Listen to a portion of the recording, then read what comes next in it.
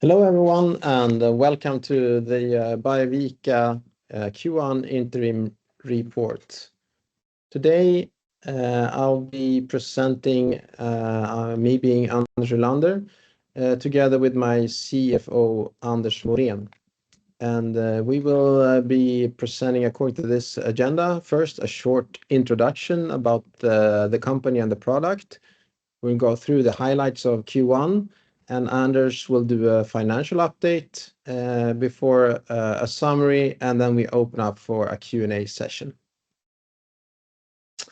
And the Q&A session will be done that way that we will start with Johan Unerus, our analyst from Redeye, who will ask questions in the meeting, and everyone else listening also has a chance to ask questions by submitting them into the chat function, and you can remain anonymous if you want to by checking that checkbox.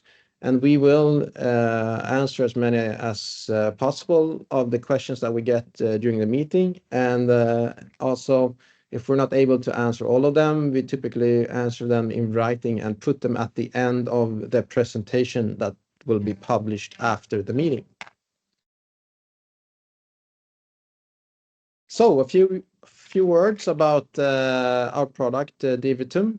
So with DiviTum, we measure cell proliferation, and as you all know, cell proliferation is what defines cancer, or at least uncontrolled cell proliferation.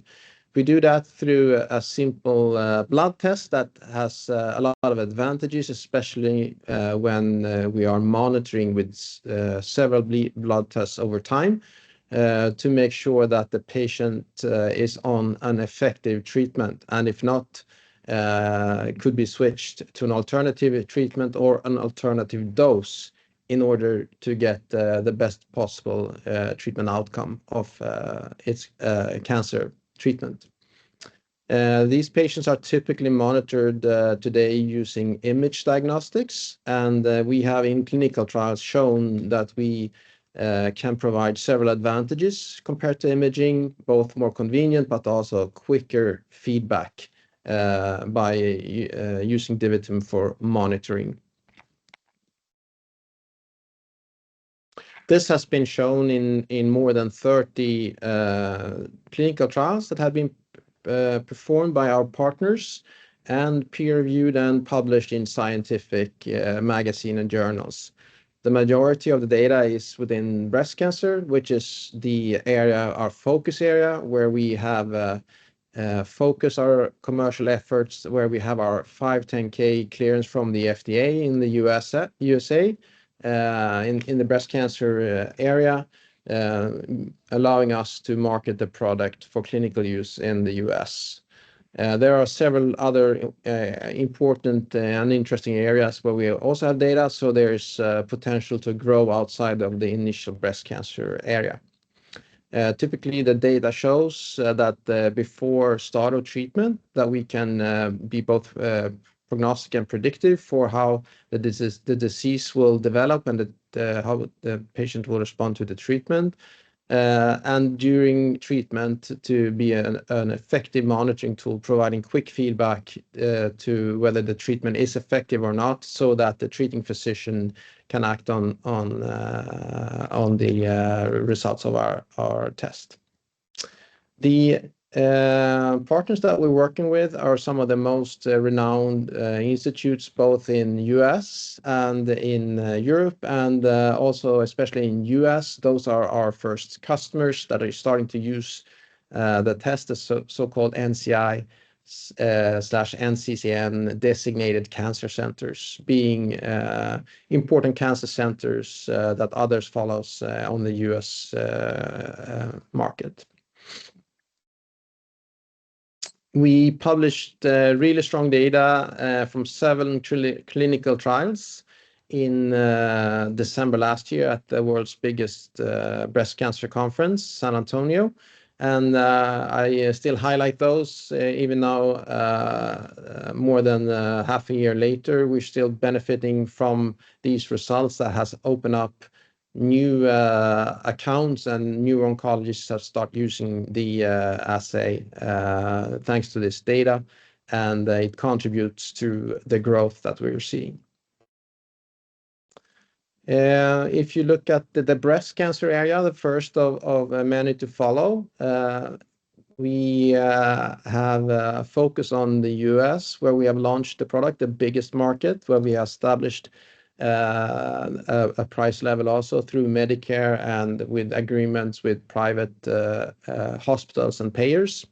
And based on the price level we've been able to achieve, combined with the number of patients living with the disease and the testing frequency, that boils down to a very significant market potential.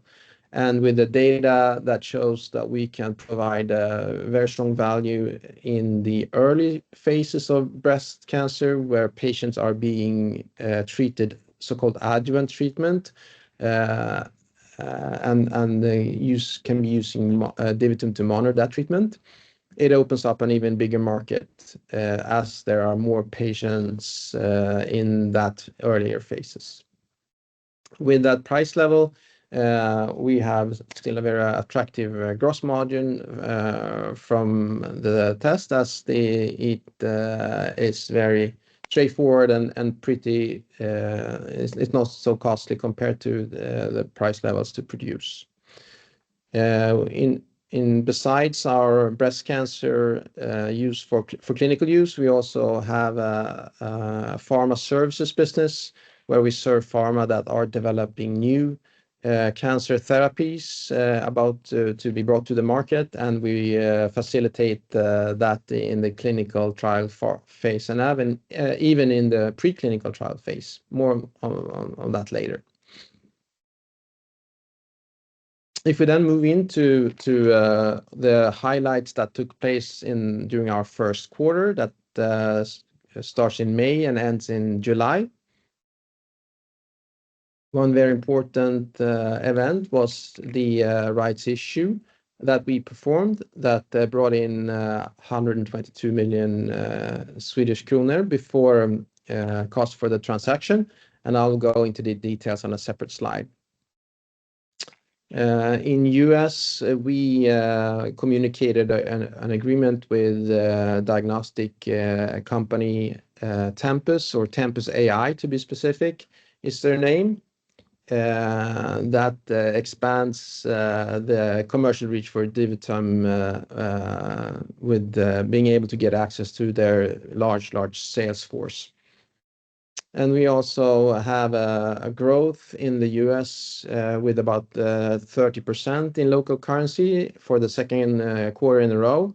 And if you look growth we have 9 consecutive quarters with growth. I'll go into the details and how we look upon that on a separate slide. Our pharma services, we also have had a good first quarter, where we have signed several new Tier 1 master services agreements. And we have also, on top of that, served 6 new work orders. So in total, we have now a strong pipeline for the coming years, which is an important part of our revenues for this fiscal year and the next one. When it comes to the clinical data and patents, we also made progress. ASCO, probably the biggest conference within cancer in general, we had 3 abstracts and posters, or actually our collaborating partners presented data with DiviTum within several cancer areas and also several treatment areas. Was more data in breast cancer and CDK4/6 inhibitors, was data within immunotherapies and melanoma, which is a super interesting area with even a greater need, a bigger area than the CDK4/6 inhibitors in breast cancer. So it's an interesting opportunity for the future. We also presented data on chemotherapy and ovarian cancer, another big area closely related to the breast cancer area. So the immunotherapy, we have submitted several patent applications, and one of them was granted for Europe, and we continue the process for other geographies in order to patent protect our slightly modified version of DiviTum that's been used in these producing the results within immuno-oncology. So that's very interesting for the future. Something that's very interesting here and now is the ability to move into earlier phases of breast cancer. And we have launched a variant of our test as an LDT, laboratory developed test from our lab in San Diego, that enables us to market the test for early breast cancer, in addition to the metastatic breast cancer that was earlier approved as a 510(k) clear test by FDA. If we dive in a little bit to the rights issue, I'm very, very grateful for the confidence that's been shown by the investors. We had a structure for the capital raise that granted 80 million, which was required for us to be able to execute our business plan. And in the end, the outcome became more than 50% more than that, so 122 millions. That meant that we didn't have to use any of the bottom underwriters, and no shares was allocated to them. And we had, you can see, three big categories: the Dutch family office and several Swedish investors with previous holding in Biovica. That was part of the anchor investors that guaranteed the transaction. And then there was a lot of private investors that took part in the transaction. And this, of course, puts us in a great position to achieve our long-term goal. It's actually not that long. It's not that far away. We are aiming to do so in our third quarter for next fiscal year. So that will be in the beginning of 2027. And of course, this extra capital that came out of the transaction, that provides us with an even better opportunity to do so. It improves the probability for success and reduces the risk as we have more room to maneuver with some additional capital. So very grateful for the outcome and the confidence shown. If we move into the US area for where we offer our tests for clinical use within breast cancer, so far we've been focused on the metastatic area, and recently we were able to launch our LDT and expand into the early phases of breast cancer. As you can see, we've had growth for 9 consecutive quarters. Still on fairly small amounts, low levels, but we are the last 2 quarters have picked up the growth rate. So we have a 30% growth per quarter the last 2 quarters in local currency, and we are grateful for that, although our ambition is to increase that organic growth rate even further. And if we look at the what the actions behind these numbers, I think with the agreement with Tempus AI, where we will have them target the community oncologists, which is the largest area of the US segment, then we can focus on the more high-value customers, the NCI, NCCN designated cancer centers, and the IDNs. The IDNs are integrated delivery networks that typically both have a hospital chain where they provide care, as well as an insurance leg in order to provide health insurance for their customers and patients. These are areas where we have a history of being able to enter these organizations and get the usage of the assay. And now with the focus on this area, this is also where we see the biggest growth in volume. It is something that requires quite some time and persistence, and but the reward is higher because we have the potential to grow. And we can see that it's been a bit slow. We're not happy with the growth within several of these accounts. We see now that we are able to widen the use to more oncologists and to open up more of the existing accounts, which I think is I'm grateful for and very positive. There's a lot of potential to grow just on our existing accounts, as well as we have been able to attract some new large customers and large accounts that has the potential to be even bigger than the existing ones. One important factor here is also the early breast cancer and the new test that we developed here. We've just launched it earlier this week. We did a large campaign to get the word out. And we see here potential for growth on the existing accounts because most of our oncologists are treating our breast cancer oncologists that are treating both in early and in metastatic breast cancer. And the volumes within the early phases are significantly larger.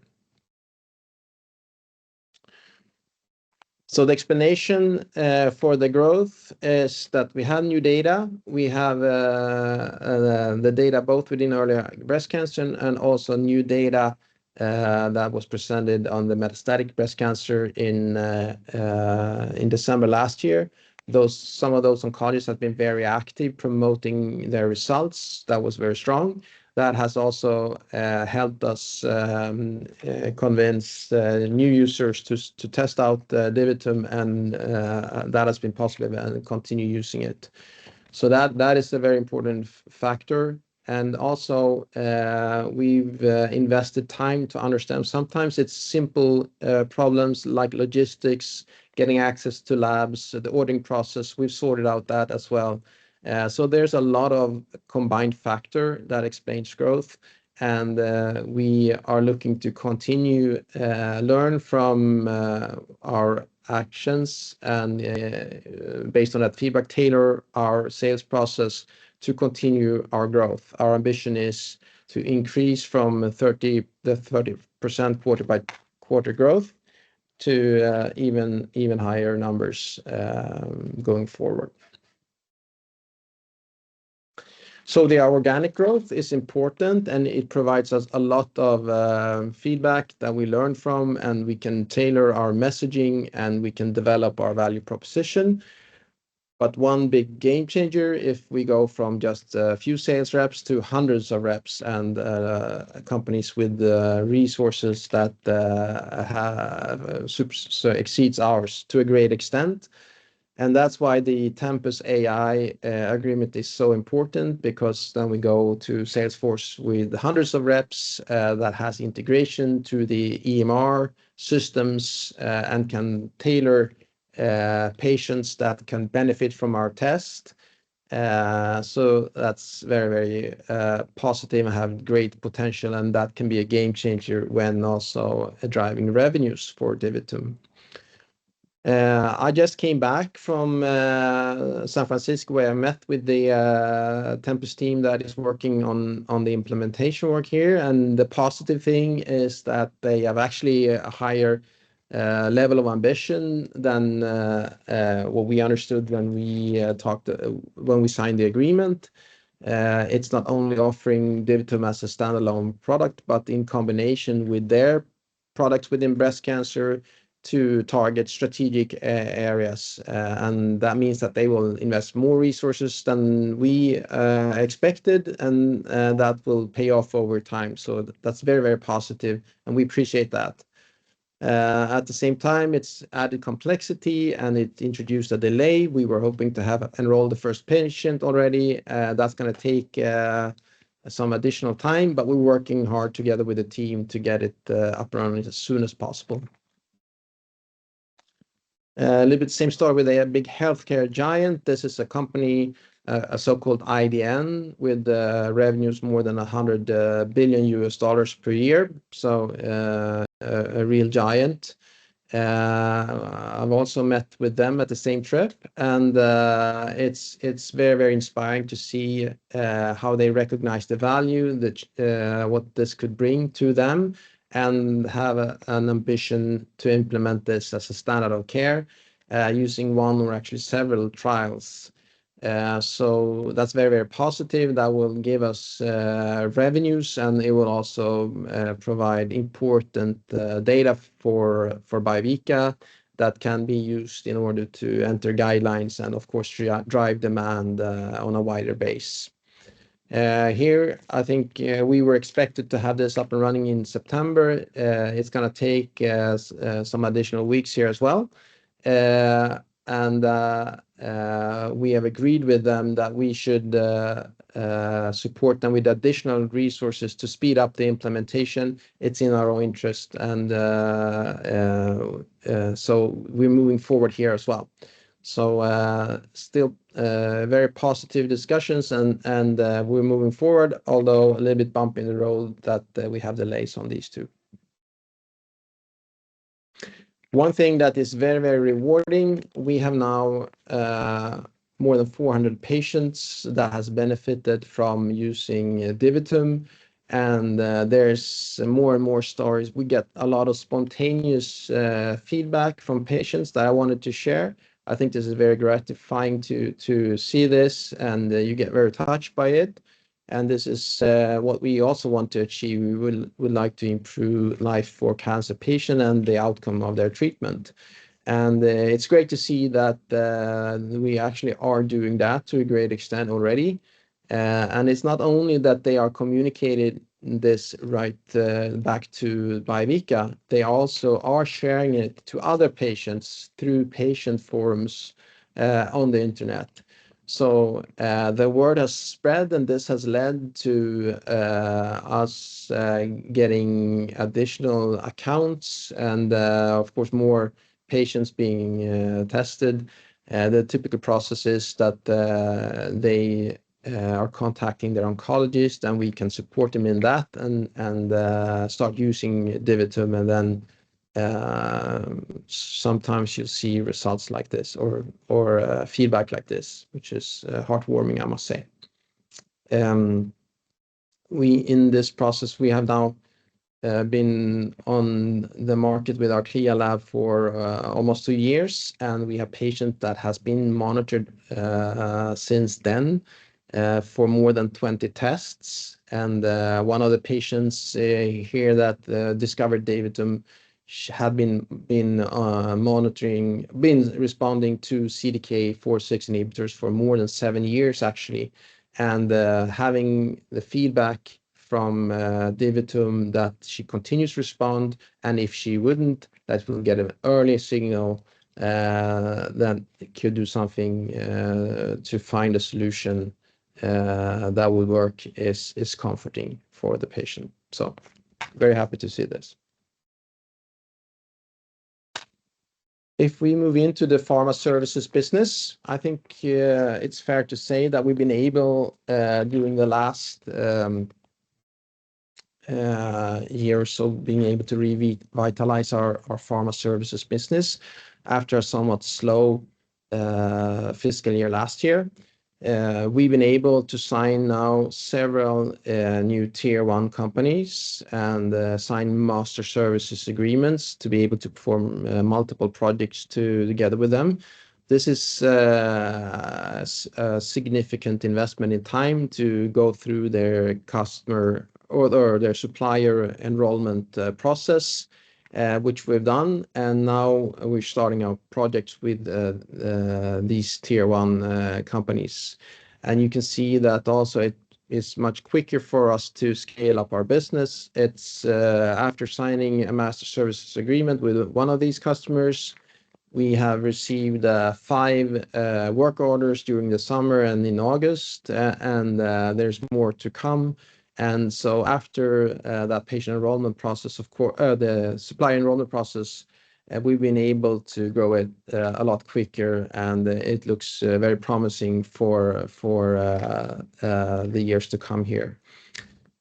In total, when you summarize our services pipeline, it's now 27 million over the coming 3 years, 36 months. And on top of that, we know that we will sell kit sales. Previously, the kit sales has been about 50% of the total volume. We believe that's going to be lower now when we shift more and more into the services business. But still, we expect the kit sales to be significant, and more or less all the big tier ones, they do clinical trials in China, and then you need to buy kits and send it into China because you're not allowed to export biological material. So the pharma services business has been developing very well lately. And another way we can see it's more projects, but it's also larger projects. The bigger companies provide a more stable project pipeline with better funded projects and CROs driving the projects. So very grateful for that. And we have our financial goal for the fiscal year on 50 million, and we are on track to reach that with these new agreements. This was my introduction. Now Anders is going to go through the financial numbers before I come back and summarize. Thank you very much, Anders. Quick look at the financials. Growth versus Q1 last year, so that's 12 months growth, about 50%. If you exclude foreign exchange or compare dollars to dollars, because 95% of what we are invoicing is in dollars, or at least 90% are in dollars, it's about 70%. The biggest individual contributor here is the IVD test or the US business. That's 72% growth versus last year. Research has grown about 40% in Swedish kronor, about 60% in dollars. We zoom into the US business. This is basically the same type of chart that Anders was growing, just by quarter. So you see here the growth versus prior year. Q1 is about 90%, and versus Q4 is about 27%. And as Anders said, it's a good achievement to reach over $100,000 in a quarter or 1 million Swedish kronor, but we're still not happy with or content with that growth. We are driving that to become a higher growth, both in absolute numbers and in percentages. Cash position, we closed in July with 16 million in our bank. We had this combination of rights and directed issue of 122 million that we got in August, which was extremely good outcomes. The plan was to get in 80 million, which was the guaranteed amount. 122 or 50% more gives us a bit of headroom and also possibility to selectively invest in sales activities, driving sales growth continuously. Last slide on financials. Cash flow has improved 5 million versus same period last year. It's driven by sales and lower operating expenses. We are very careful with our expenses. If you compared net operating cash flow, so that includes change in working capital, that has improved 12 million versus last year.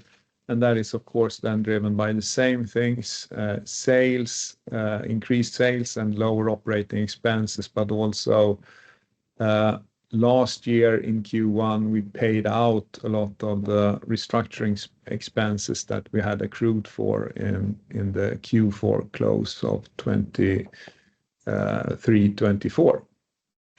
So with that, I'll hand it back to Anders to open up for the summary and the Q&A. Thanks, Anders. Just one short summary slide. So we have growth for a second quarter in a row on the 30% level organically. It's a good start. We're working to increase that, and we have put a lot of pieces in place in order to do so. And we're working with our two major partners. We have progress, unfortunately, a slight delay, but still that's something we would have the potential to increase revenues on a different level. And then we have our pharma services, where we've been able to attract more large pharma customers. We have now 5 of the tier 1 which we offer services to, and tier 1 is the ones that have revenues over 100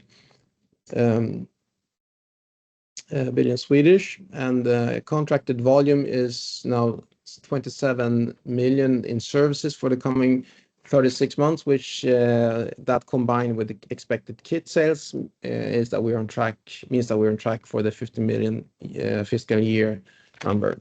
And with the capital injection, I think we've established a very good foundation for reaching our long-term goal, and that is to become cash flow positive.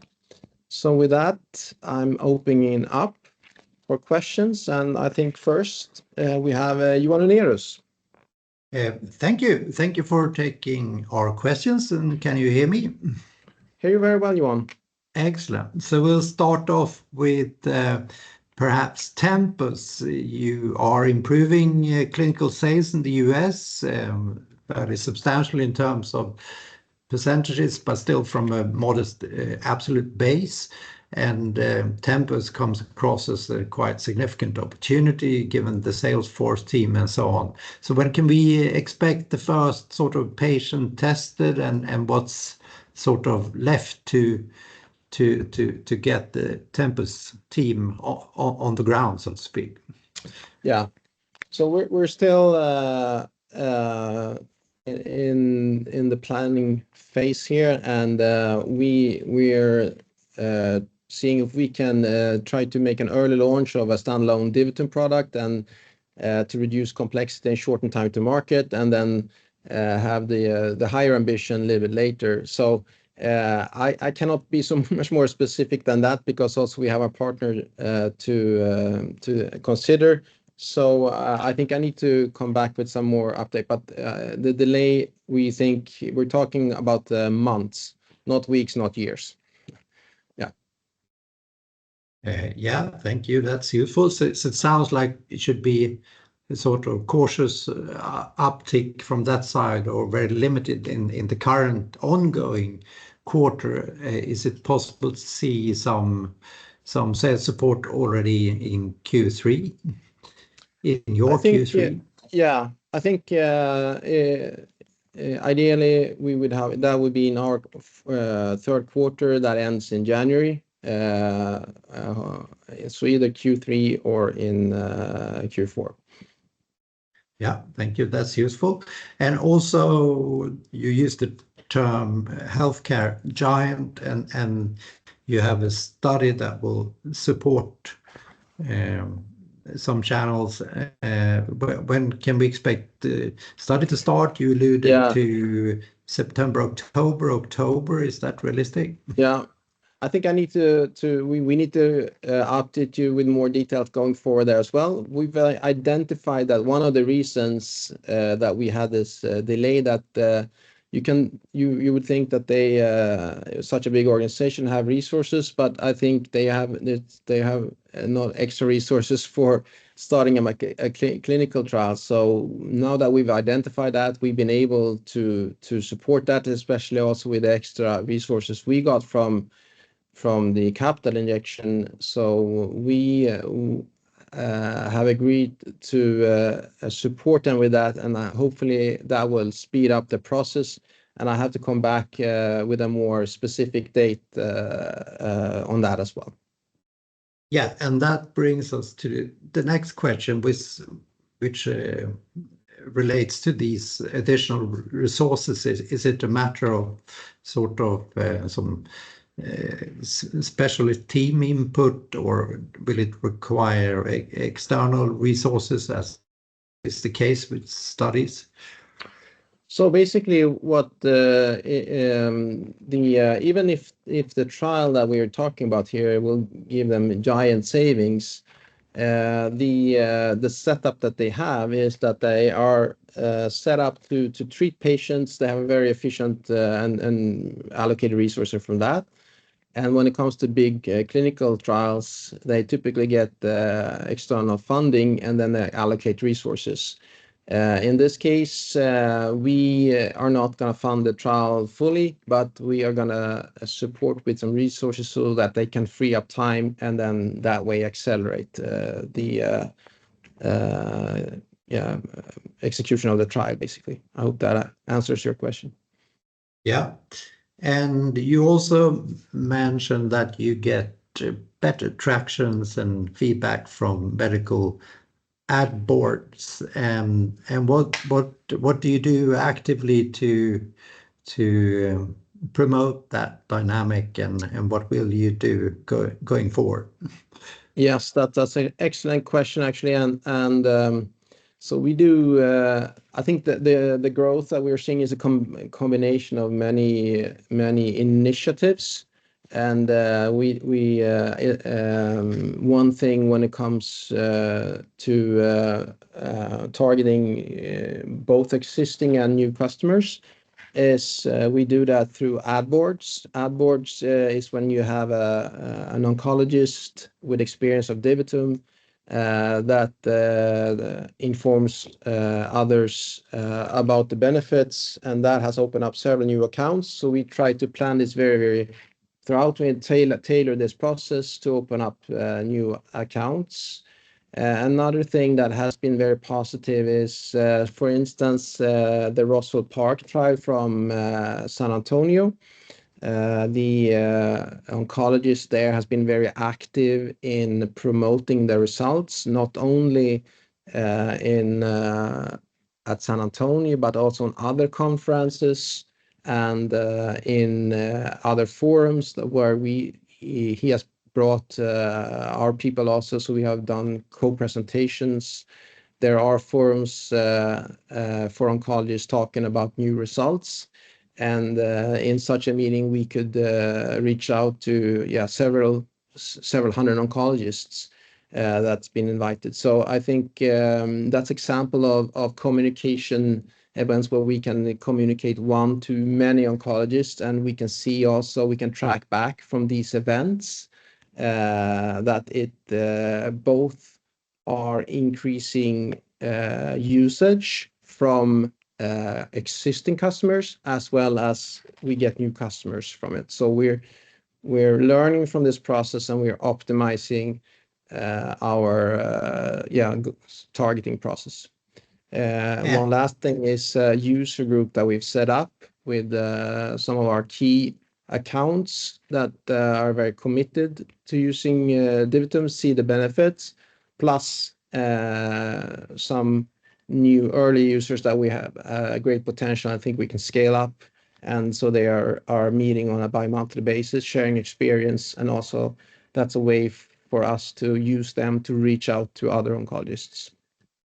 And the opportunity to use DiviTum at an earlier stage ahead of metastatic breast cancer, does that also capture some interest in this context of ad board medical? Yes, that's the Roswell Park trial contained data from the early breast cancer in combination with the Penelope B that the German breast cancer group performed with over 1,000 patients. So that was a significant trial.